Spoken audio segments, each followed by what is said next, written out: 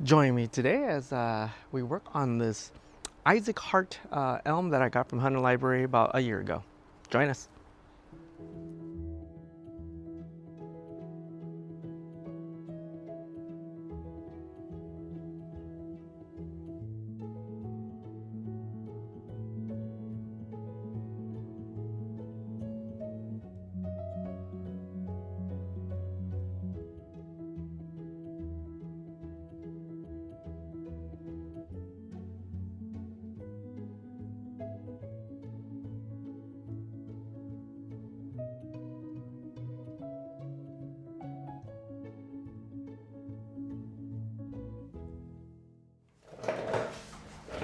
Well, welcome back everybody to this unusual spring day. Feels like summer already. That's why I'm kind of indoors right now. I did miss this. So this is the, let me backtrack a little bit. So this is the Isaac Hart Chinese elm that I picked up from the Huntington Library a year ago. So the only thing I'd done is just kind of let it grow out, kind of figure out kind of the characteristic of this tree.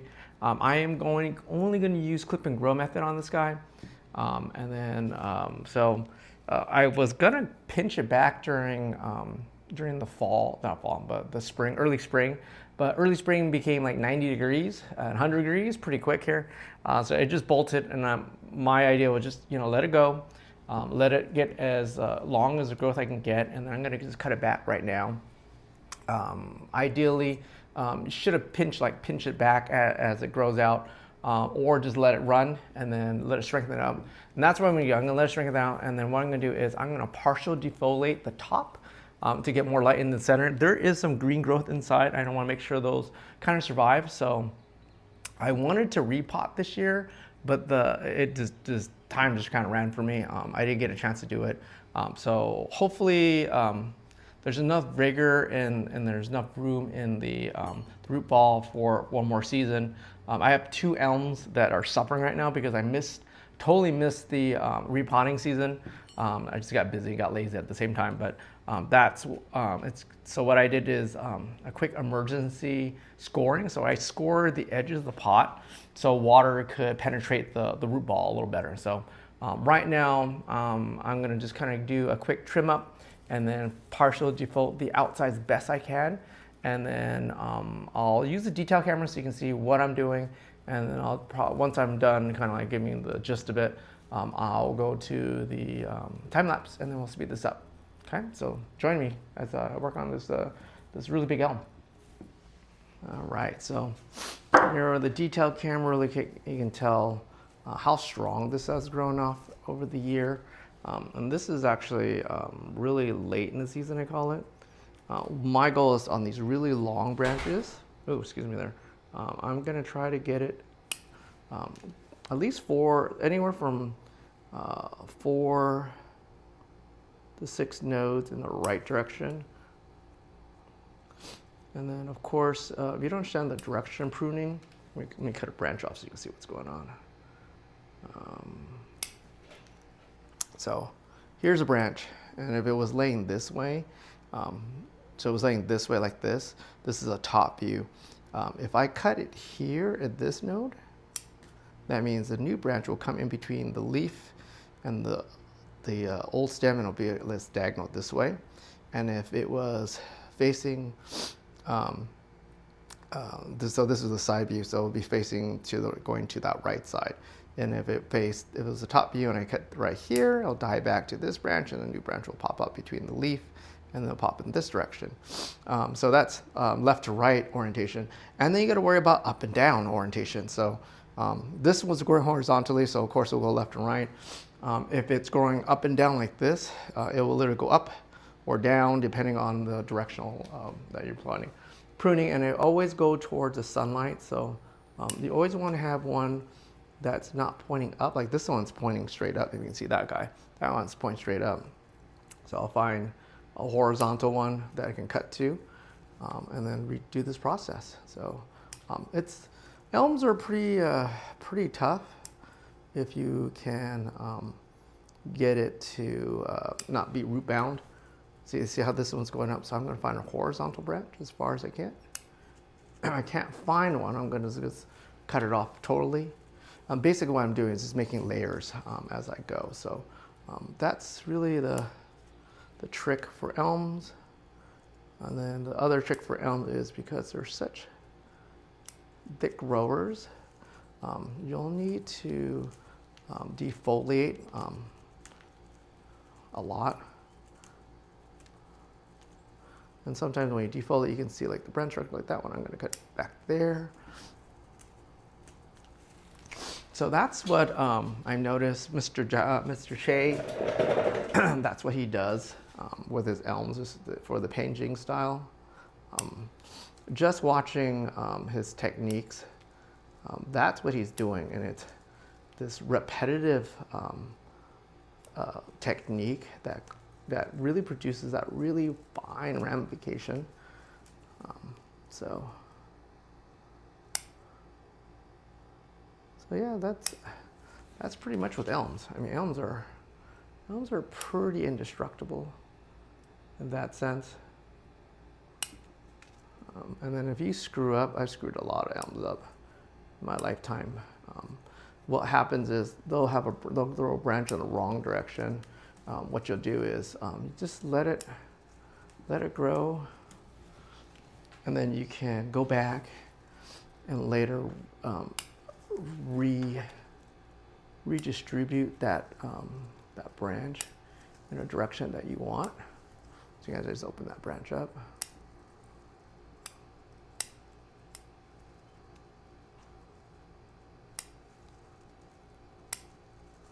It's an elm.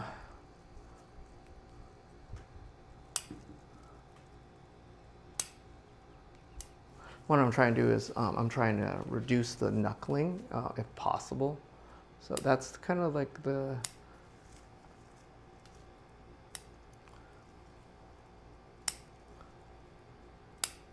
what you're trying to look for too for elms. So this is a really long branch. I'm going to cut it back. Something a little further back. But yeah, it's kind of this rinse and repeat.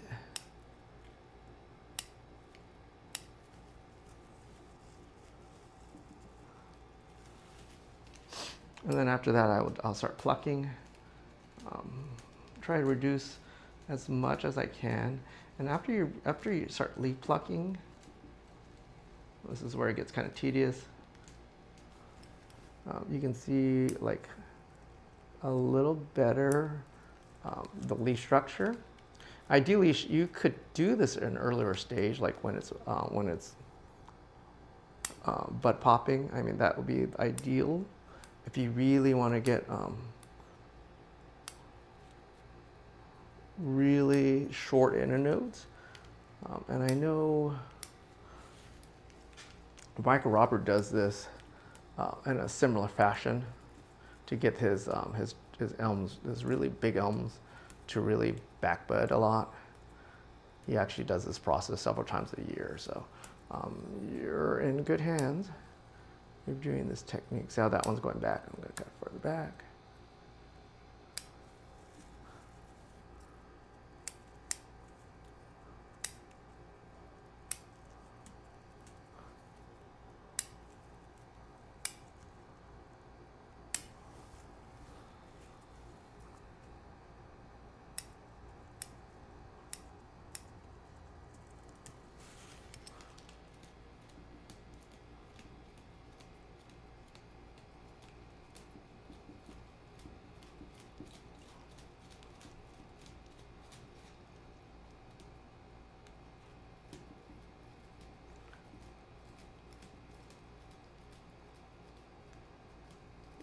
I noticed Mr. Shea will actually go in with a tweezer to actually pluck some of these leaves off. And then he's going for density at that point to keep the inner growth alive. And he'll do this process. You'll see what I did on the top. He'll do that for the entire tree.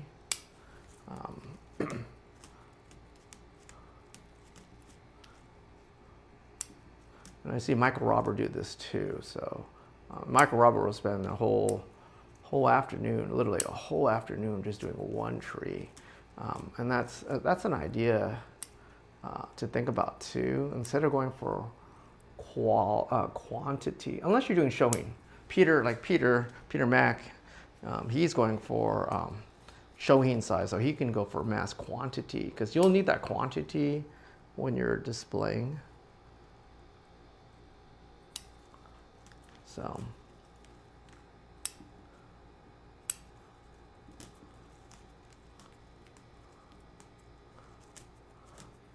Especially doing like a seven point display, you'll need that variety because sometimes you may not get the right tree to push out growth that you need to show the right time, flower, etc. Sometimes you need a right one, flowing to the right, and you got one to the left. So showing's a different monstrosity by itself.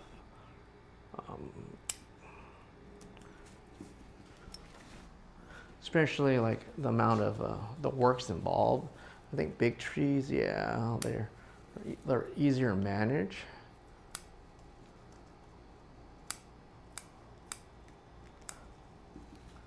But that's my little soapbox there. Kids, if you don't know what soapbox up, you should look it up. It's a slang. All right, but you guys get an idea. So that's kind of as far as I will push it. I did this last year, and it came back pretty well. I'm gonna feed it.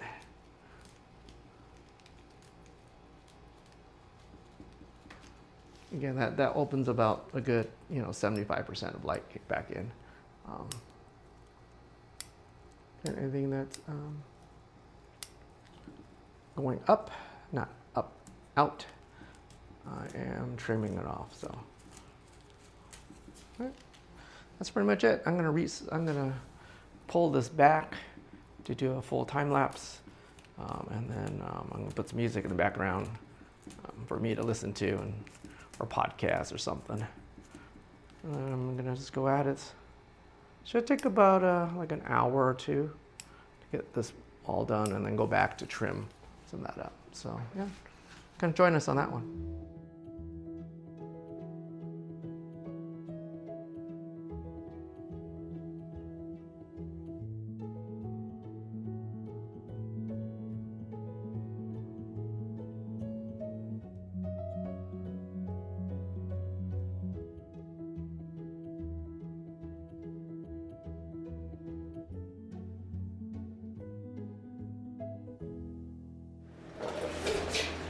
Alrighty, try a different angle actually, because a little backlit a little earlier. So spent some time trying to clear as much as you can see the canopy. Actually, you can see what's reduced here. This is what's actually blocking that light out. But a little better.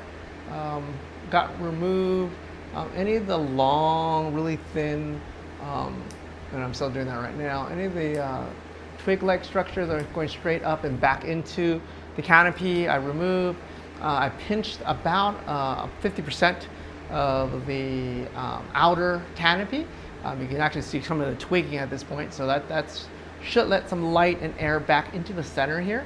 And then what I did was to reduce some of the foliage. Again, I went back to cutting. You saw I was cutting earlier, cutting it back in so we can actually get a little more light into it. It was getting really dense, almost like a hedge almost.